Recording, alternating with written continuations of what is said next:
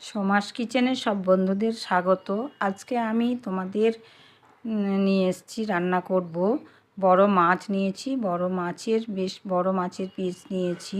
মাছগুলো ভালো করে ধুয়ে নুন হলুদ মাখিয়ে মাছগুলো ভেজে নিচ্ছি। এবার ভাজা হয়ে গেলে ভেজে তুলে নিলাম। আর মশলা করে রেখেছি আমি কাঁচা লঙ্কা বাটা, জিরে বাটা, লবণ আর হলুদ। তার দিচ্ছি একটু লঙ্কার গুঁড়ো দিয়ে সব কিছু দিয়ে একটু ভালো করে মিশিয়ে নিচ্ছি। সব কিছু ভালো করে মিশিয়ে নেওয়ার পরেই আমি মশলাটা কড়াইয়ে দিয়ে দিচ্ছি। তেলে দিয়ে দিলাম মশলাটা।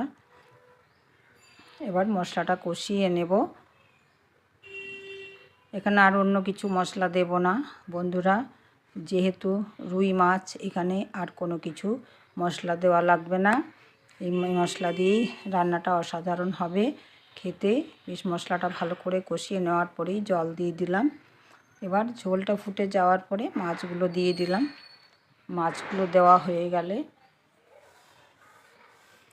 দেখো খুব সুন্দরভাবে মাছটা ফুটেছে। এবার ওপর থেকে আমি একটু নাড়িয়ে নিলাম মাছটা।